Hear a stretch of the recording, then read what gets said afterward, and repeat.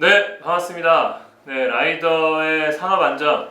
오늘은 손해보험사에서 30년간, 무려 30년간 근무한 경력이 있는 손해사정사님을 모셨습니다. 이분과 함께 사고 처리 그리고 안전에 대한 여러 가지 말씀들을 나눠보도록 하겠습니다. 오늘 함께 해주실 분 소개를 드리도록 하겠습니다. 경기 중부 비정규직 센터의 운영위원으로도 활동하고 계시는 신영배 손해사정사님 모셨습니다. 반갑습니다. 안녕하세요. 라이드에게 무료 자문 활동을 하고 있는 신영배입니다. 이렇게 불러주셔서 고맙습니다.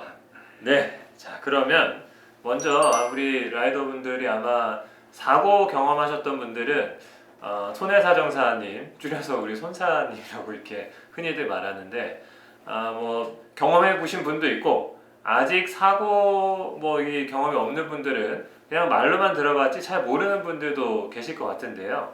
먼저 우리 손해사정사님들이 어떤 역할을 해주시는지 간단히 좀 소개를 한번 부탁드립니다. 손해사정사가 되려면 국가가 시행하는 손해사정사 시험에 합격해야 합니다. 그러면 금감원에서 공인 자격을 부여하게 되고요. 손해사정사가 하는 일은 오토바이 사고와 같이 보험 사고가 발생하면 사고 내용과 손해 사실을 확인하고 보험 약관과 관계 법규에 따라서 사고 원인, 손해 정도를 조사하여 적정 보험금을 결정하고 손해 사정 보고서를 작성해 갖고 보험회사에 제출합니다. 이렇게 손해 사정사는 보험 청구인이 적정한 보험금을 받을 수 있도록 도와주는 일을 합니다. 사람이 죽거나 다친 손해를 전문적으로 취급하는 손해사정사가 있고요. 또 차량과 재물 손해를 취급하는 손해사정사가 또 따로 있습니다. 그러면 보험 문제부터 좀 한번 다뤄보면 좋겠는데요. 라이더들이 가입해야 될 그 오토바이 보험은 뭐 어쨌든 이 유상손 보험이죠. 크게 이제 책임보험, 종합보험 이렇게 있는 것 같은데요. 그럼 이 책임보험과 종합보험은 어떤 차이가 있을까요? 예, 아주 좋은 질문을 해주셨는데요. 책임보험은 우리 라이더 모든 라이더들이 반드시 가입해야 되는 의무보험입니다. 그 대신에 종합보험은 가입 여부를 가입자인 라이더가 마음대로 선택할 수 있는 보험이죠. 책임보험은 의무보험인 까닭에 책임보험 미가입 시에는 미가입 기간에 따라서 과태료가 부과됩니다. 또 책임보험 미가입 상태에서 운전하다가 경찰한테 적발되면 형사처벌도 받게 됩니다. 무보험. 네네, 그 의무보험이기 때문에 그런 거고요. 종합보험은 가입 안 해도 처벌은 없습니다. 대신에 가입을 하게 되면 특례가 주어집니다. 그 사망, 도주, 중상해, 중과실 사고가 아니면 사고 운전자는 교통사고 처리 특례법에 따라서 형사처벌을 면제받는 특례가 주어집니다. 검사가 처벌하고 싶어도 처벌을 못해요. 네네. 그래서 저는 라이더에게 종합보험을 꼭 가입하라고 이렇게 권유합니다. 종합보험에 가입하지 않은 라이더는 사소한 일반적인 사고에도 벌금형을 받는 범죄자가 되기 때문이죠. 그리고 책임보험은 대인배상과 대물배상 모두 다 보상 한도가 있습니다. 그렇죠. 그래서 종합보험은 책임보험 보상 한도를 초과하는 손해를 보상하게 되죠. 종합보험 대인배상은 그 보상 한도가 무한입니다. 몇 억이 돼도 뭐 괜찮죠. 그러면 사람이 다쳤을 때 책임보험은 보상 한도가 있다고 했는데 그 보상 한도는 어떻게 정해질까요? 책임보험 대인배상 보상 한도는 상해급, 장해급별로 정해지는데요. 상해급과 장해급은 의사가 끊어주는 진단서상의 진단명에 따라서 정해집니다. 1급부터 14급까지 이렇게 되는데 상해 1급은 보상 한도가 3천만 원, 상해 14급은 보상 한도가 50만 원. 차이가 많이 나죠. 1급이 제일 높고? 네네, 그렇게 한도가 주어지는 거고 대물배상의 보상 한도는 일률적으로 2천만 원입니다. 2천만 원 초과되는 거는 종합보험에서 처리해야 되죠. 네. 통상 이제 책임보험 보상 한도만으로는 네네. 손해배상을 다 할 수가 없습니다. 네네. 그래서 라이더가 사고로 인해 갖고 경제적으로 이제 파산을 안 당하려면 네네.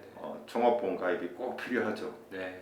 자 그런데 이 유상보험조차 그러니까 유상운송보험이라고 이제 보험약관에서 말을 하는데 책임 종합이 있는 이 유상운송보험조차 가입하지 않고 흔히 이제 가정용 보험이라고 하거든요.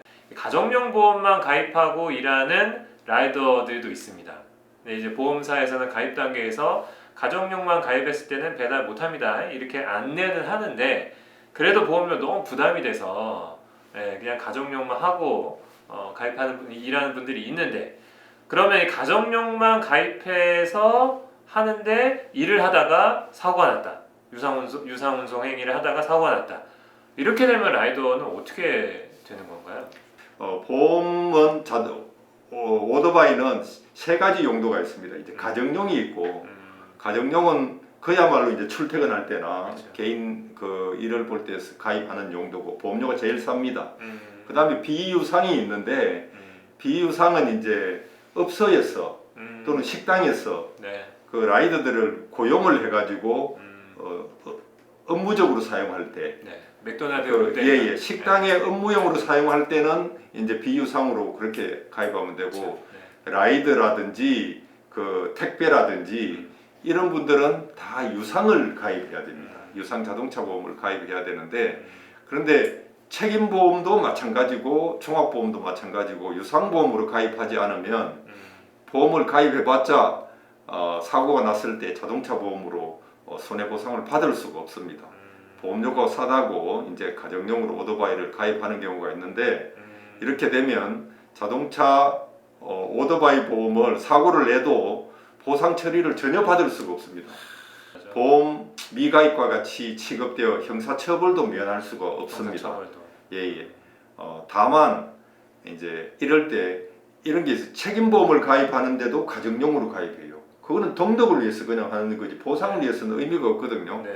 그렇지만 그렇게 가입했을 때 오늘도 그 질문이 왔었어요. 책임보험을 가정용으로 가입했는데 어떻게 하면 되냐고. 진짜 딱 최소한만 해요. 그런데 그분은 그래도 아주 똑똑한 분이에요. 뭔가 하면 책임보험을 가정용으로 가입했더라도 대물은 면책입니다. 대물은 면책인데 대인은 보험회사에서 통상 어떻게 처리를 하는 게 하면 대인 보상 한도만큼은 선처리해주고 예를 들어 뭐 보상 한도가 240이다면 240만 원만큼 선처리해주고 네. 그 다음에 보험료 차액만 네. 구상을 합니다. 이제 그걸 모르는 사람들이 너무 많은 거예요. 그리고 어떤 이제 보험회사에서는 아예 대인조차도 선처리도 못 해주겠다, 면책이다 이렇게 딱 하는 경우가 많기 때문에 그러면 당연히 이제 그런 줄 알죠. 그러니까요. 그런데 이제 대부분 보험회사에서는 네. 대인은 보상 한도만큼 선처리해주고 이제 구상을 하는데 네. 지급한 보험료를 전체를 다 구상하는 게 아니라 240을 네. 보험료 차액 몇십만 원, 20만 원 정도만 구상하는 그런 유리한 방법도 있으니까 예. 만약 보험회사에서 대인조차도 보상 한도까지 처리를 안 해준다고 하면 주변에 있는 손해사정사의 도움을 받아서 처리하는 게 좋을 것 같고요. 라이더가 이제 또 이런 게 있습니다. 가정용으로 가입을 하고 네네네. 보험회사에 있을 때 경험인데 가정용으로 가입하고 배달하다 사고 나요. 그러면 이제 배달 중 사고라면 보상이 안 된다고 할까봐 그렇죠. 그걸 거짓말을 하는 거예요. 나 배달 중 사고가 아니다. 이렇게 허위 신고를 하는데 이 허위 신고를 하다가는 또 보험회사에는 그 보험 사기 조사팀들이 있습니다. 거기에 걸려들면 이제 보험 사기법으로 처벌받을 수 있으니까 조심해야 되고요. 네. 제가 이제 매번 거리에 나가서 라이더를 볼 때마다 얘기하는 게 유상종합보험료를 들어라. 최근에 연간 유상종합보험료를 확인해 보면 네, 좀 내려왔습니다. 100에서 200만 원 정도로 과거에 비해서 많이 내려왔더라. 예. 무사고 경력자인 경우에는 1년 무사고만 했는데도 연간 유상 처음에는 150 했다가 그 다음에 사고를 안 내니까 70만 원 정도로 보험료가 내려온 경우도 봤습니다. 네. 그래서 이런 경우에는 보통 이제 책임보험만 들고 배민 시간제 보험 이렇게 네, 하잖아요. 그쵸. 그 두 개를 이렇게 계산을 해보니까 연간 유산 종합보험료가 훨씬 싸요. 싸요. 그래서 시간보험이 결국 싼 게 아니에요. 네. 그죠. 네. 그래서 아예 유상종합보험에 가입하면 훨씬 싸게 먹힙니다. 그래서 유상종합보험료가 과거처럼 비싸다는 선입견 버리고 네. 인터넷에 들어가서 한번 자신의 유상종합보험료를 한번 꼭 확인해 봤으면 좋겠어요. 네. 자, 그럼 보험은 이제 그렇게 이제 좀 정리가 되고 그러면 저희가 이제 사고가 난단 말입니다. 사고 나면 사실 일단 정신이 없죠. 예, 뭐 진짜 큰 사고 나면 뭐 그냥 길바닥에 누워버릴 수도 있고 완전히 그냥 뭐 기억에서 사라질 수도 있는 건데. 정신이 있어도 머리가 하얘집니다. 그렇죠. 예, 나중에 그 진짜 번쩍한다고 하는데 기억에서 그 순간이 사라지기도 하는데요. 그렇기 때문에 미리미리 내가 진짜 사고 났을 때는 어떻게 해야 되는지 그냥 딸딸 외우고 있을 좀 필요도 있어요. 예, 몸이 감각적으로 좀 움직여야 되는 부분이고 특히나 저도 뭐 배달하다 보면 가끔씩 사고 나는 라이더들을 보거든요. 예, 이 도로 위에서 우리 동료들이 이제 사고 나고 다치고 이제 이렇게 될 수 있으니까 그러면 또 같이 일하는 또 동료로서 그 잠깐이라도 도움 주고 하면 굉장히 좋은 거잖아요. 서로가. 그래서 이제 교통사고가 났다고 가정하고 그러면 좀 우리가 어떻게 좀 대처를 하면 좋을지 이 부분에 대해서 한번 말씀을 해주시면 감사하겠습니다. 예, 제가 꼭 필요한 것만 말씀을 드리겠습니다. 꼭 집어서 외우셔야 돼요. 예, 네, 예. 외우셔야 돼요. 일단 사고가 나면 무엇보다 가장 중요한 것은 인명구조입니다. 사람이 다친 걸 알면서도 구호 조치를 하지 않고 현장을 떠나면 그게 이제 뺑소니 도주가 되었습니다. 아주 가벼운 사고에도 중한 처벌을 받을 수가 있습니다. 다시 한번 말씀드리면 사람 다친 걸 알면서도 구호 조치하지 않고 현장을 떠나는 게 뺑소니다. 네. 그런데 이제 이런 내용은 다 잘 알지만 이런 경우가 있습니다. 사고 어린이나 노인, 장애인들을 접촉했는데 넘어졌어요. 넘어져 벌떡 일어나더니 몸툭툭 들더니 괜찮대요. 이럴 때 그럼 괜찮다 그러면 그냥 가도 될까요? 절대 안 됩니다. 절대 이런 안 돼요. 경우에는 그냥 갔다가는 그 다음날 아침에 바로 경찰서에서 찰컹찰컹. 뺑소니 받으러 오라고 연락이 옵니다. 반드시 보호자에게 연락해서 네. 이름, 핸드폰 번호, 차량 번호 정도는 전해줘야지 안전합니다. 네. 또 이제 사고 현장 보존에 대해서 조금 말씀을 드리면 먼저 이제 사고 현장의 증거 보존을 하는 방법들은 이렇게 대각선으로 사방에서 원거리 사진을 먼저 찍고 원거리를 먼저 찍고 사방에서 그 다음에는 접촉 부위 근접 사진들을 찍는 게 순서입니다. 네. 예, 주변 예. 상황을 찍고. 네네네. 그러면 뭐 이렇게 특별히 증거 보존할 사고 장소와 관련된 접촉 모양에 대한 증거 보존은 그 정도로 하면 되는데요.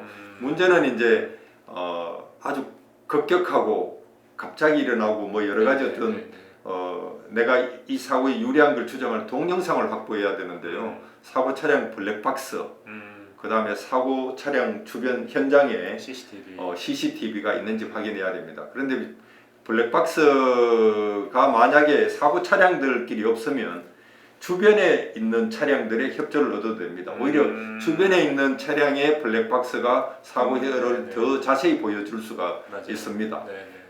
그런데 블랙박스에 개인 정보가 있다고 이제 또 안 보여주거나 여러 가지 그럴 수도 있는데 그럴 때에는 블랙박스 영상에 차량 번호나 사람 얼굴 정도만 살짝 이렇게 스크린하면 개인 정보와는 완전 무관하거든요. 그런 문제를 피해갈 수가 있는 게 있고 또 이제 CCTV를 그러면 어떻게 확보할 거냐?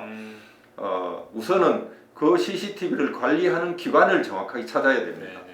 그래서 좀 보여주라고 해서 안 보여주면 공개 정보 청구를 하면 보여줍니다. 정보 공개 청구. 예, 정보 공개 청구를 하면 검색하면 나옵니다. 그렇게 하면 되고 그 다음에 이제 사고가 났는데 뭐 주위도 복잡고 뭐 어떻게 해야 될지 모르겠어요. 그러면 뭐 이렇게 다른 생각할 필요가 없습니다. 그냥 자기가 가입한 보험회사에 무조건 사고 현장 출동 요청을 하면 됩니다. 책임보험이 가입됐든지 뭐 종합보험이 가입돼서 상관없습니다. 그래 사고 현장 출동 요원들을 서로 불러가지고 거기서 이제 사고 조사를 하고 확인하고 여러 가지 이제 과실 비율까지도 보험회사 담당자들한테 이렇게 위임하면 됩니다. 과실 비율들도 굳이 뭐 내가 몇 프로네 내가 몇 프로 하면서 싸울 필요가 없습니다. 과실 비율은 결국에는 이제 양쪽 보험회사 담당자들이 협의해서 결정하거든요.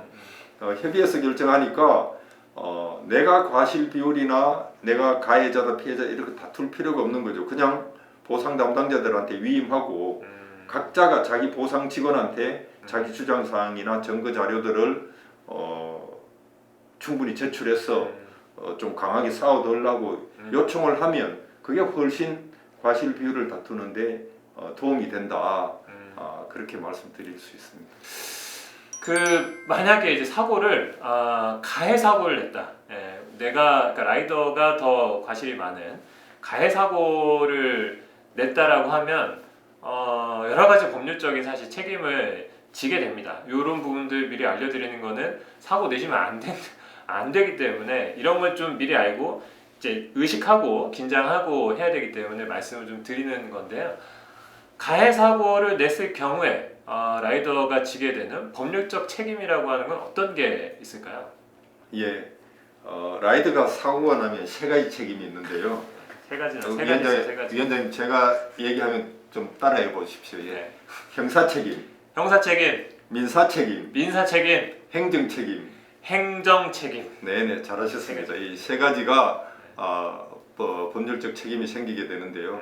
먼저 형사적 책임에 대해서 간단히 말씀드리면 경찰서에 정식 조사를 받게 될 경우에 발생되는데요. 징역형이나 벌금형 받는 걸 말합니다.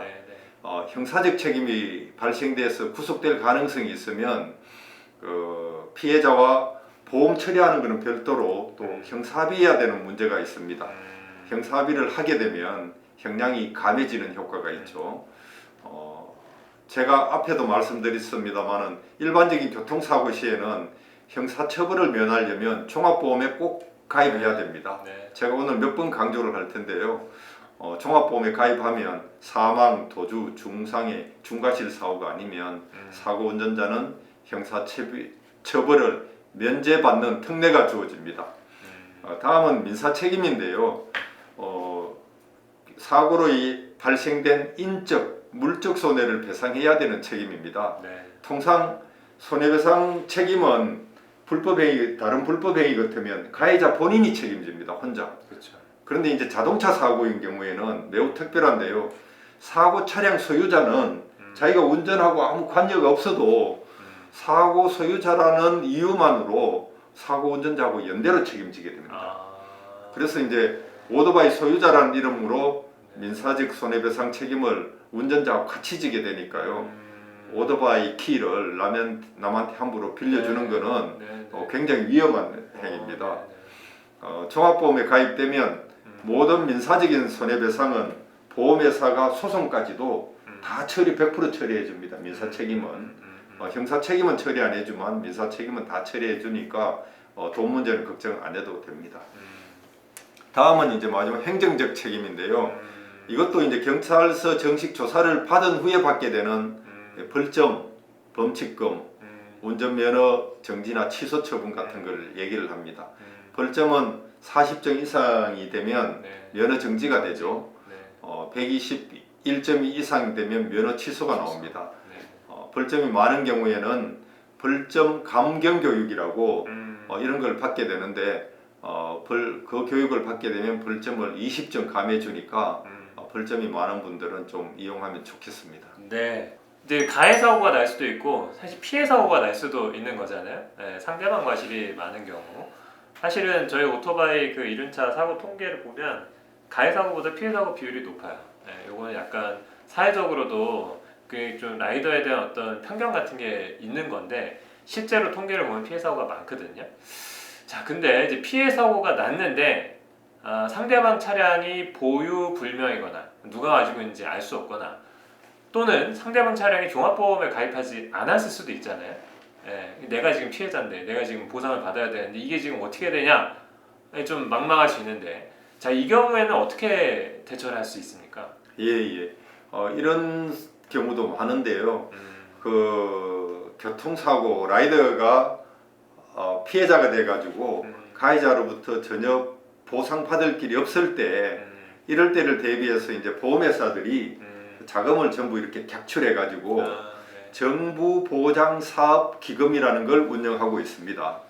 그래서 이제 가해자로부터 아무런 보상을 받을 수 없는 피해 라이더는 먼저 정부 보장 사업으로 자기 손해를 그 책임보험 대인 보상 한도 내에서 청구를 할 수 있고 그걸 받을 수가 있습니다. 대한민국 국민이면 다 가능한 일이에요. 네, 이 정부 보장 사업은 어떻게 하느냐 하면 대부분 손해보험회사에서 업무 처리를 합니다.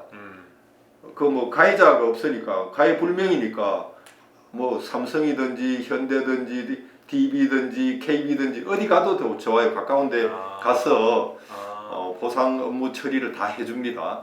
그래서 가까운 손해보험 회사를 방문해서 필요한 서류가 뭐냐 물어보고 제출하면 책임보험 보상 한도만큼은 보상을 받을 수가 있습니다. 정부 보장 사업이라고 하면 아는 네네. 건가요? 네. 정부에서 해준다기보다는 보험회사가 자금을 모아서 보상받을 길이 없는 사람들을 위해서 해주는 거고요. 또 하나의 방법은 피해를 당한 라이더의 본인이나 가족, 가족은 이제 배우자, 뭐 배우자의 부모, 그 다음에 본인의 자녀 다 포함됩니다. 이런 분들 중에 누구 하나라도 자동차 보험에 무보험차 상해 담보라는 게 있습니다. 이걸 가입했다면 그 무보험차 상해 담보를 이용해서 보상받을 수가 있습니다. 그런데 이것도 이제 보험회사에서 자동차 보험 그 약관 중에는 배달 중 사고와 같은 유상 운송 사고는 무보험차 상해 담보로 보상받을 수 없다고 규정되어 있어요. 약관에. 예. 무보험차 상해라는 걸 이용을 할 수 없었지만 무보험차 상해 담보 약관 면책 규정에 유상 운송은 제외한다. 뭐 이렇게 되어 있거든요. 그런 경우가 있다. 예.